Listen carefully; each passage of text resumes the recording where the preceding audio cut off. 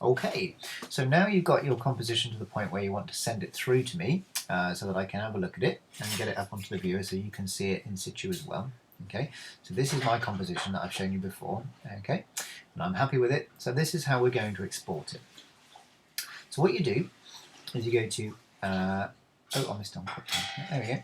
Go to After Effects and you go to Composition and you click Add to Render Queue. If that's not showing, if that's all greyed out, just make sure that you've got your this bit highlighted. So you might be highlighting over here or something like that, and then it won't show Add to Render Queue. Okay, so just make sure you've got your timeline highlighted. Doesn't matter where your playhead is, it'll basically render out anything that's in this work area here.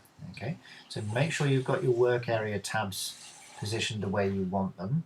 So what's going to happen at the moment is my computer is going to render out everything from there to here, but it won't be rendering out any of this because that's outside the work area.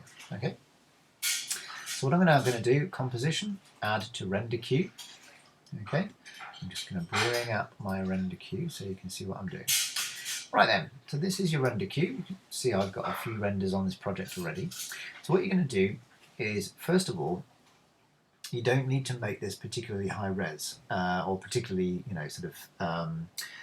the resolution is slightly different to the depth of grey shades and everything else.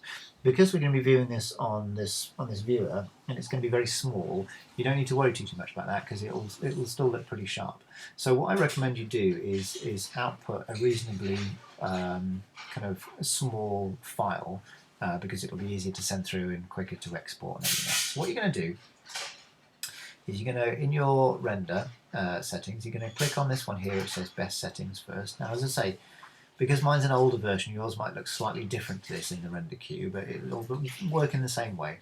And what you want to do is you want to change this quality from best to draft. Okay, you can still keep the resolution at full, that's fine, so that's still 1920 by 1080 resolution, so that'll still be fine. It's just what it's going to do is it's going to take out some of the detail of shading and what have you in the composition. Okay, so you're going to click OK. Then what you're going to do is you're going to click on Lossless, and you're going to come up to Format Options. Remember, yours might look slightly different to this, but there should be a button that's Format Options. You click on it and you should get a similar dialog box to this with video codecs. Remember, codec stands for compression, decompression. So this is what we're going to use to compress the video into a smaller format.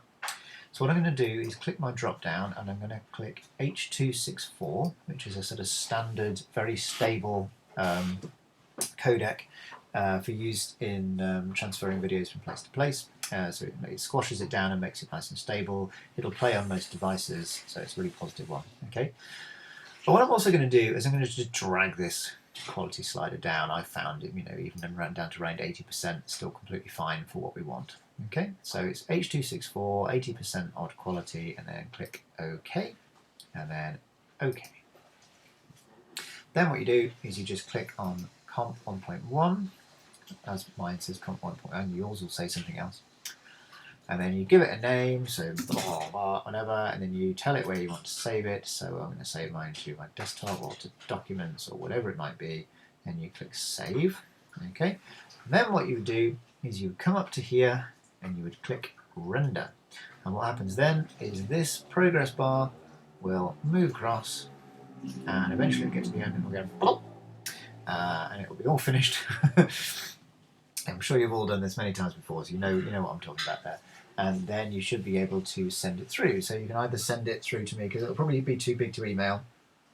So you can send it through via Mailbig File, or the one that I usually use is free for up to like 4 gig, I think. Mailbig File is. Or you don't have to sign up or anything like that, you can just use it. Or you can use Google Drive or whatever it might be, however you want to send it through. Okay, so send it over. I will save it to my my iPad, and then I'll put it on the viewer and we'll have a look at your project. Okay. Cool, right, I hope that's all gone well. As I say, it's an interesting one, this one, because it is a bit experimental and trying something a bit different. But hopefully you've come up with some interesting ideas to put into the viewer, so I'm looking forward to seeing what you've got.